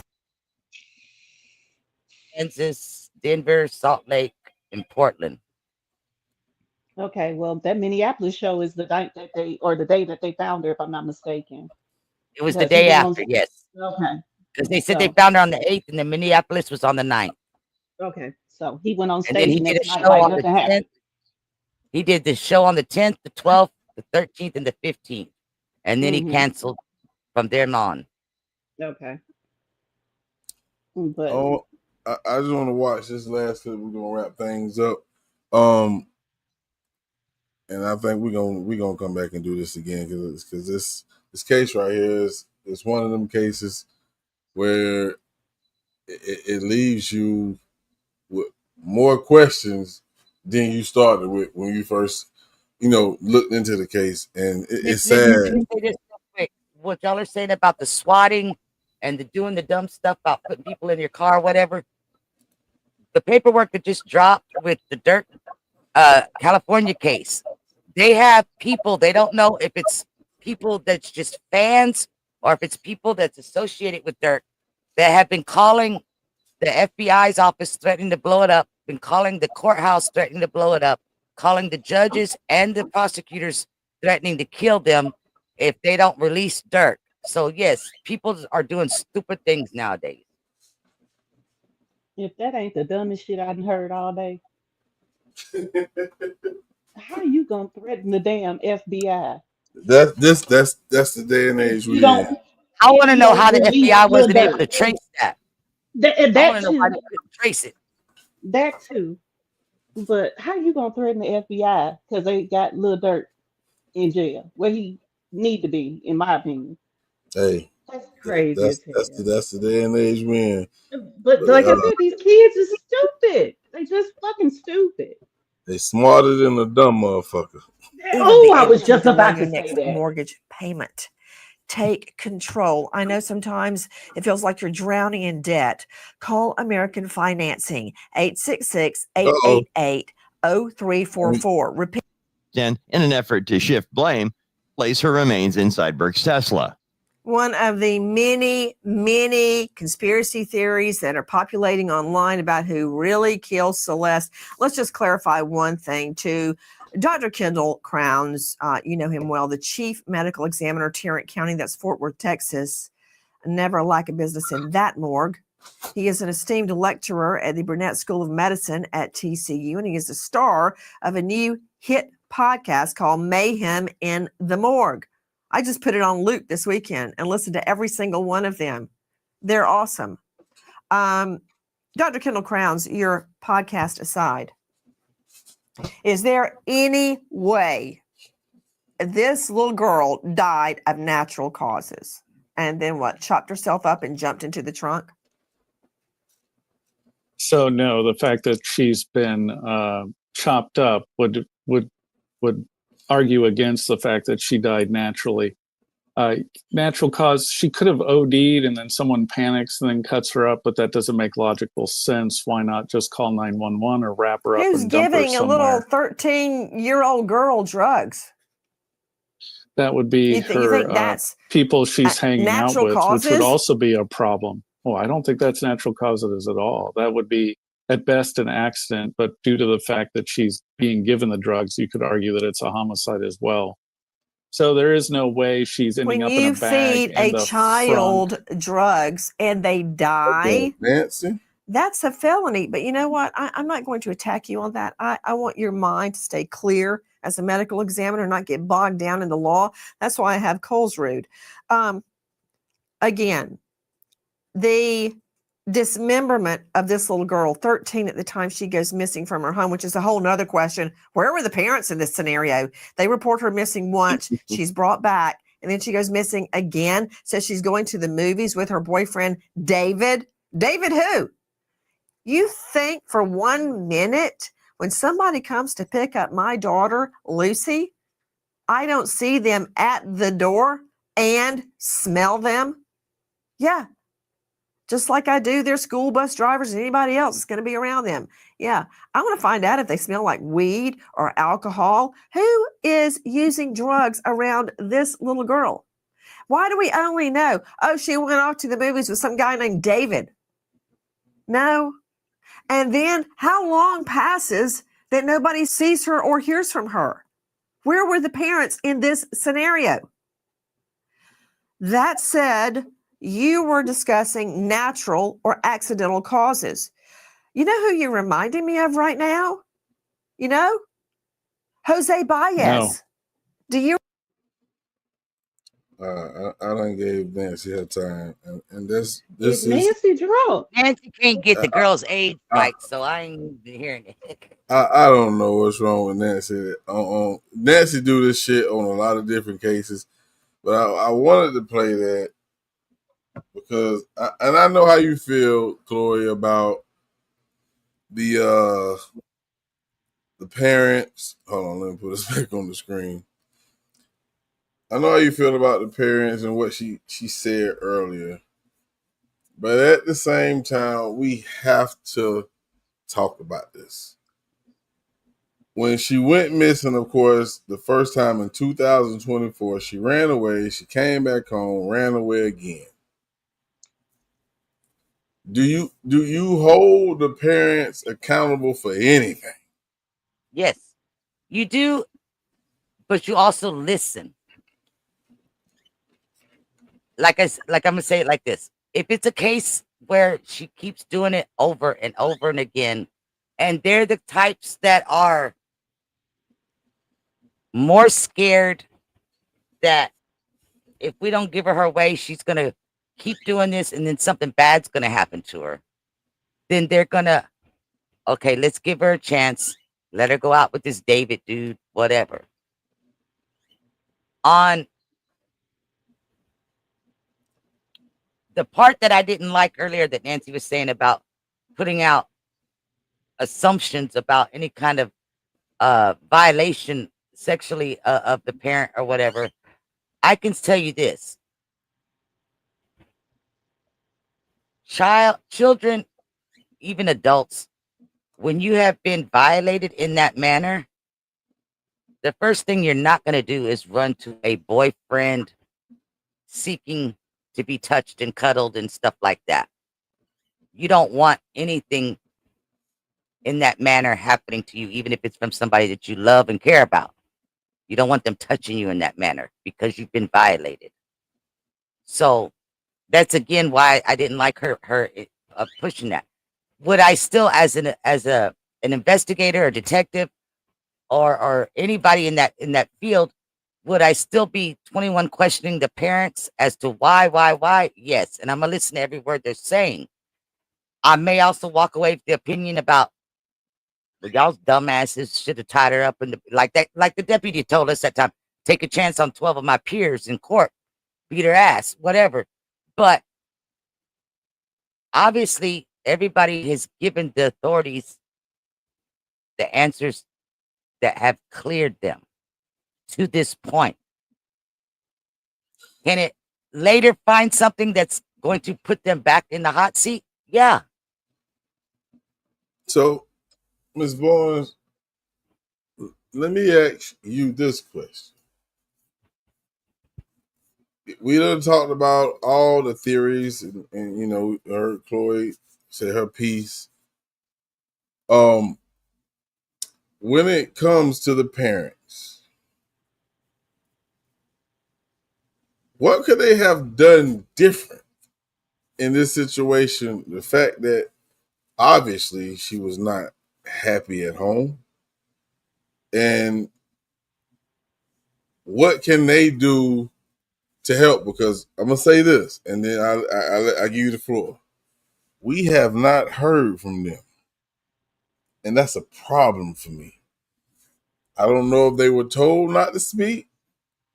That could be the fact. I don't know if they even got a lawyer or a PR or whatever. But what could they have done, or what could they do right now to help this case?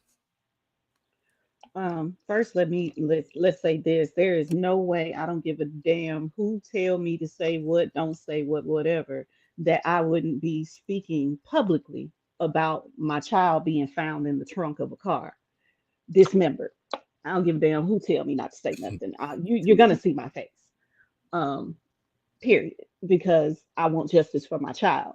It might not have to be a whole press run, but I'm gonna have one press conference.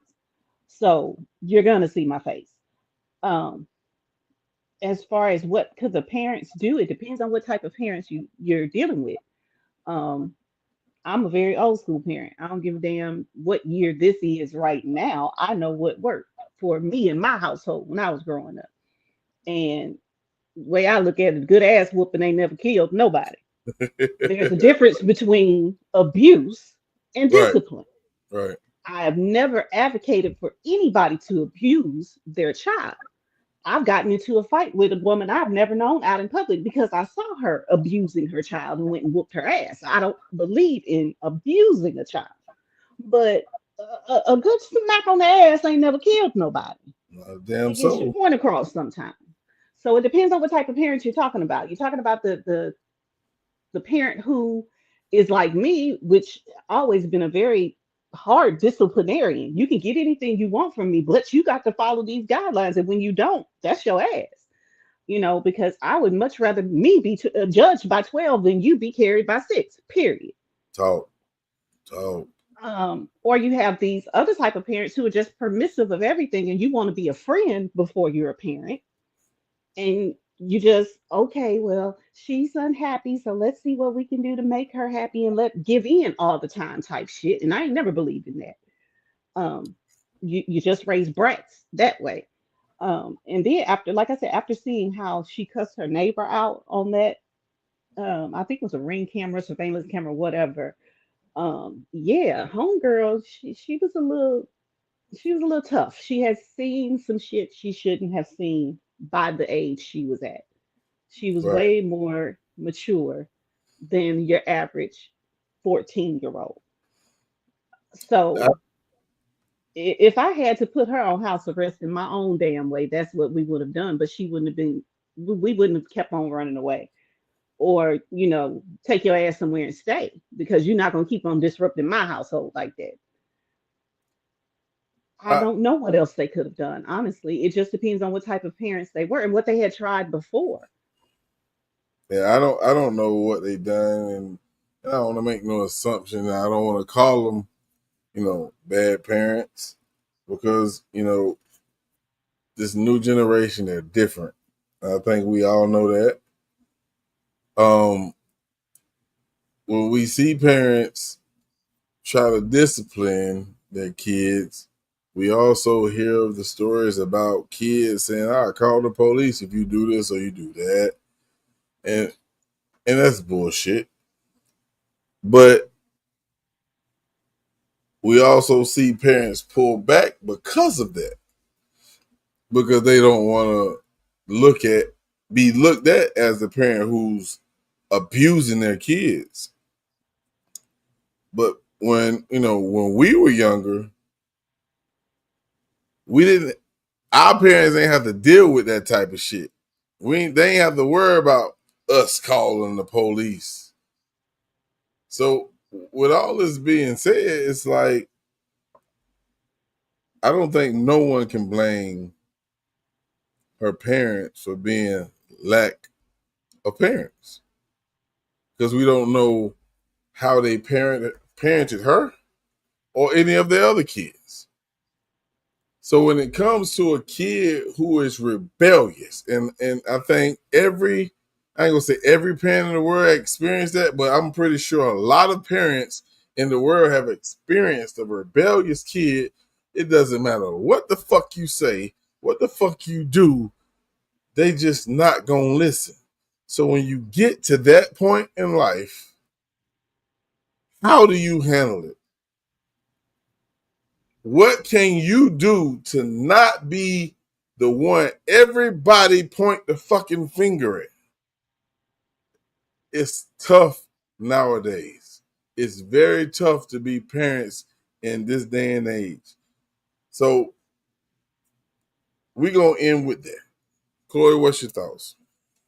There's no answer for that because if you do what probably needs to be done would be, all right, well, we're going to put you in juvenile custody type thing because we can't handle you. They're going to hate you. You threw me away. So then you have to decide, do you want your child hating you or do you want the public hating you? But then, like I asked earlier about if she had siblings, because that's another factor you have to take into account. How is this affecting the other children in the household? And yes, my father-in-law one time, he his stepchild said something about, I'm going to call CPS on you. He picks up the phone and he says, give me the number. I'll dial it for you. It worked in his house. If I would have tried that, it would not have worked, because once my kids did get past that stage of, we ain't going to listen to you, there was no coming back from that.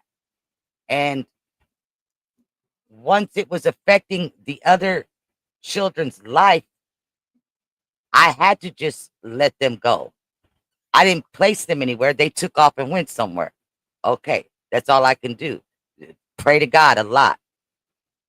And even if parents make bad decisions, that doesn't make them bad parents. They just made a bad decision because they didn't know what else to do at that moment. So there's too many factors. So at this point with this case, I'm going to have to rely on what's being presented to us, and there's no evidence that they can do anything at this point, and just hope that they have other eyes look at the case and maybe they see something or hear something that maybe an officer or a technician missed before, and they found it, and then the case can proceed on. It's a sad situation, and sometimes it sucks to lose a child,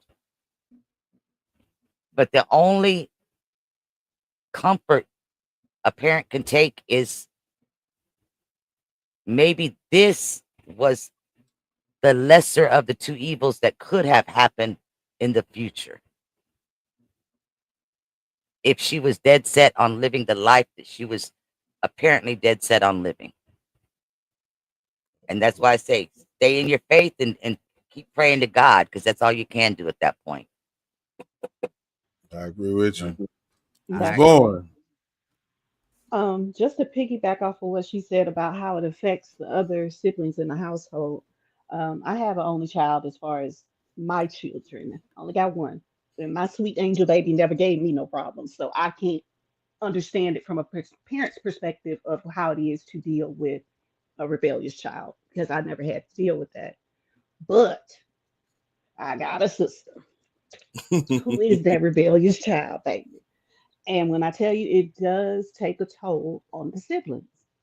And as a parent, you have to really, it's a delicate balance that you have to play in that game to be able to make sure that your other children are okay, but this one is too. And it's a balancing act. And a lot of times, I don't care how well you balance it, one of the sides is going to say that you didn't. Either the other siblings who don't have the problems are going to have a problem with how you handled the sibling who do have a problem. The sibling who do have a problem is always going to say you favorite the other ones, and that's why they act like that, because you don't love them. However, it's going to go. But from the siblings' perspective, it's tough. It's tough. You are always walking around the house on eggshells because you don't know, even if asking, hey, you want to go grab something to eat, is going to start World War III in your household. So it's I can't even imagine from the parent's perspective of having to deal with a child that's constantly running away. Obviously has issues. I'm not going to say emotional, mental, whatever, because I don't know. It hasn't been said. But you obviously got some type of issue. Something is going on where you keep running away. Um, it's tough, but I don't blame the parents. I have sympathy for the parents. My heart goes out to her parents. I can't imagine, how they're feeling right now, knowing that their 14-year-old daughter was cut up in the trunk of a car for however long and just lying out, just out there like that. I cannot imagine how they feel in that situation. So my sympathy and my condolences to the entire family on that, always. But coming from just looking at it purely a true crime junkie as I am, this case is a lot, and it's going to take a lot to break it down to be able to really figure. If they could pinpoint the timeline of when she was last seen, last heard from, between that and when she was discovered, how long she was in that car, whatever. They really have to get the timeline down in order to narrow it down as to who really did it. Um, I do believe that the cameras on the Tesla are going to be the key to that.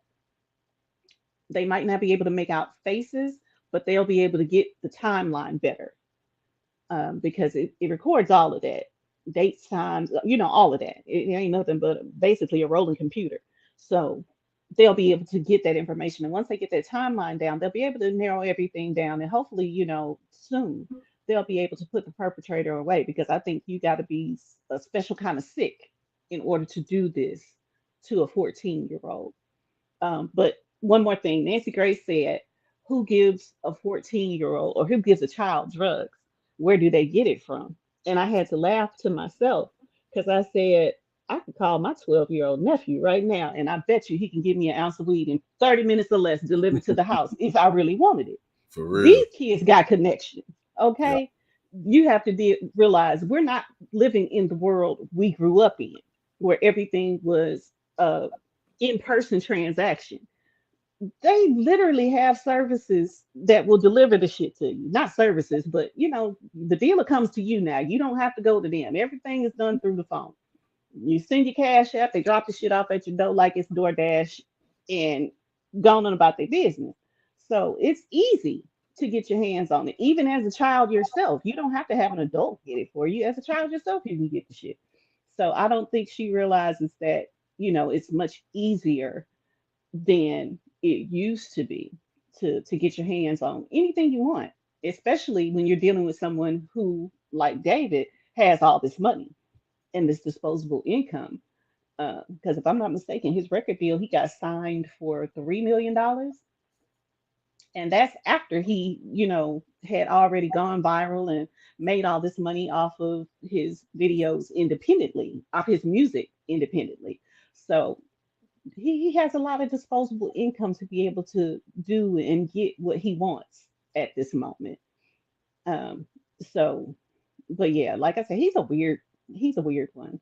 I don't want to keep on talking because I could talk about this for a long time because I've done a lot of research into it. So I'm gonna end it there. But thank y'all both so much for having me tonight. I appreciate it. I had fun. Most definitely, most definitely. I appreciate you for coming up and giving us your thoughts on the case. And I'm gonna make sure this is not the end. Salute to Ploy. And I'm not even gonna keep my thoughts long because you ladies hit it right on the head. I will say this: be a parent to your kids. Think about your mother. If you had both parents, think about your mother and father and how they were important in your life. We know in this world today, we don't have 2-parent homes anymore. And I think if we did a lot of this bullshit that we see in the news with the kids going missing and being harmed and hurt and unalive, I think we can minimize that if we have both parents in the house. Now, will that eliminate it? No. Because that's why I asked this question about, parenting. It's the kids these days and they mental. What they feel is right. What they feel like they know. Y'all just don't know how many times I have to get on my daughter like, you're not smarter than me. But she thinks she is. So with that being said, hug your kids, love your kids. And at the end of the day, if you did everything in your power to protect and provide for them, nobody can say anything about how you parent. I pray for Celeste's family to get justice, whatever that may be. We don't know because it's not enough evidence for us to point that way or that way. But we're going to stay on this case and we're going to ride it out until we get a final answer. And I pray that God delivers like he always does. Thank y'all for tuning in. Boss, Chloe, Community Crime, our special guest, we had Miss Bowens. Y'all have a good night. Or maybe a good morning. We're up out of here.